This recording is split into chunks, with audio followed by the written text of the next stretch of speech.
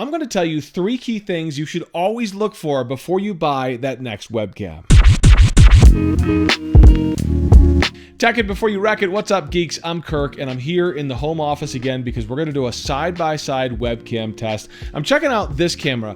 It's relatively new. It's from a company called EMEET. It's the SmartCam S800, and I'm going to compare it side-by-side with the Logitech MX Brio, which has sort of become like the gold standard of webcams right now. And if you hang out to the B side of this video, I'm going to go through those 3 things you should always look for when you're shopping for your next webcam. So this is the EMEET SmartCam S800, a relatively new webcam on the market that you can find on Amazon. Taking a closer look at the box, you can see a picture of the camera on the front, and you can see in the corner the name of the camera. Again, the SmartCam S800 is the model number.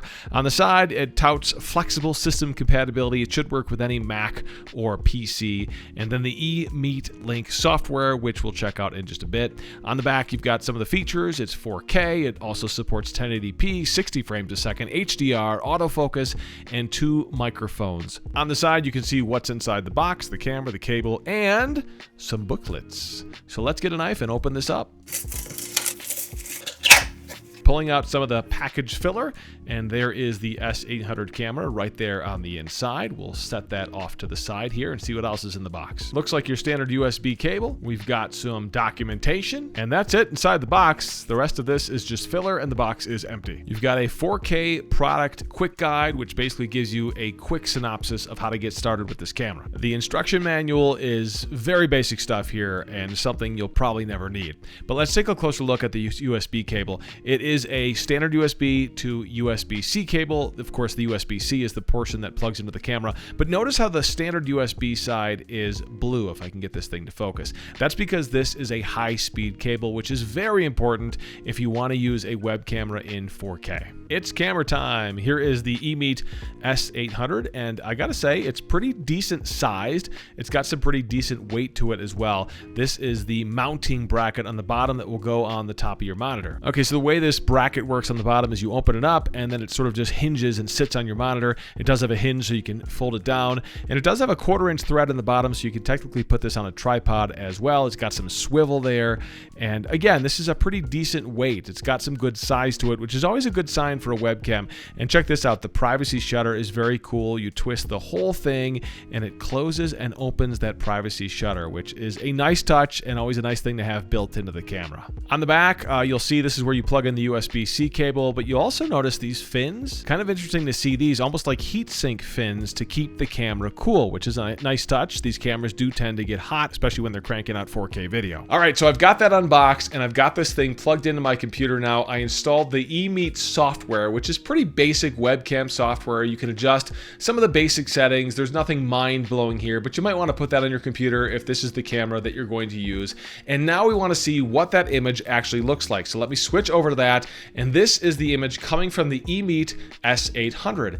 And you can see the picture quality looks pretty good. It is a low light camera. It's an f1.8 according to the company. So what you get is that the room behind me is relatively dark, but it still shows up pretty well. That's the low light performance. And I do want to show you too that it does have autofocus. When you hold an object up to the camera, you notice how quickly it adjusts that autofocus. And that's important because a lot of web cameras nowadays are doing that. And if you're going to get a sharper focus on your face, and then you're also going to get a sharper focus if you ever want to show something to somebody that you're meeting with, or if you're doing a YouTube video. Now, I mentioned the Logitech MX Brio. It's kind of the gold standard right now in terms of web cameras. It's a little bit more expensive than the S800. I'll talk about that in a second, but I do want to put them side by side. So the Logitech MX Brio is on the right-hand side, and then the S800 is on the left-hand side. And you can see, first and foremost, the MX Brio over here on the right has a little bit of a wider field of view. Some people may like that, some people may not. I think most people will probably end up zooming in and cropping the image on the Logitech anyhow. So the S800 is a pretty good field of view and a pretty good setup in terms of zoom for most people who are doing video conferencing or YouTube videos. You'll also notice the color tone is a little bit different. My shirt comes up more red on the S800 and then more orange on the Logitech. I do think the orange color is probably more true to color, and this is something you can probably tweak in the settings inside that EMEET app.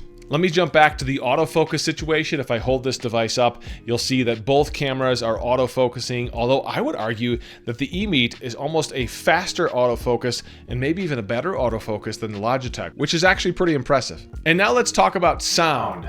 This is the sound coming from the EMEET camera. Now the company says it has dual microphones that are noise canceling. You know what? The truth is, I think it sounds like most web cameras sound. If you're doing anything in terms of YouTube, or even if you're doing meetings on a regular basis, you should probably get some sort of headset with a microphone or some sort of microphone setup that's going to give you better sound than what you get from the camera. Although it is, as I think you can hear right now, a usable microphone setup, it's just not amazing. So that's the EMEET S800, but I want to break down 3 things I think you should look for when shopping for a web camera for your computer. First of all, look for autofocus. Every camera these days should have a quick autofocus built in, and I'm talking about a real autofocus because, again, not only is it going to give you a better focus when you hold an object up to the camera, but more importantly, it's going to do a better job of focusing on your face so your picture looks better. Second of all, look for information about the sensor. Is it a name brand sensor, and how big is that sensor? EMEET specifically talks about a 1/2-inch Sony image sensor. This is the part of the camera that actually captures the image, and the larger the sensor, the better picture it's going to capture and the better low light performance you're going to get. And also, a name like Sony is a product that you can trust. So when they say they're using Sony parts to build this camera, you know that you're probably going to get a better quality picture out of that. And finally, look for 4K. I know most people probably will never record in 4K. Most Zoom calls are not in 4K. So why does it matter? Well, it matters because if you start with a 4K image and you shrink that down to 1080 or even 720p, it's going to be a better image to begin with, and you're essentially going to get, even shrunken down, a better picture. And most of the 4K sensors out there are just going to be better sensors built into the cameras than what you'd get with a lower grade, lower resolution, older sensor in some of those older web cameras. So back to the S800, I do think it's a good option, especially in the price range. The Logitech MX Brio is a $200 camera, so while it may give you a little bit of a better picture, it's a lot more money. Whereas the S800 can be had for about $120, $110. I've got a link to it on Amazon down below in the description, where I found it for about $110. So I think it's a pretty good value in that price range, and if you don't want to spend $200, I think it's a great option if you're trying to upgrade from that webcam you have now. So let me know, what webcam are you using now? Are you getting ready to upgrade? And I want to know if you have any more questions. Hopefully I can answer those questions in the comment section. I would love it if you help me grow here on YouTube by subscribing to my channel. Tech it before you wreck it. I'm Kirk.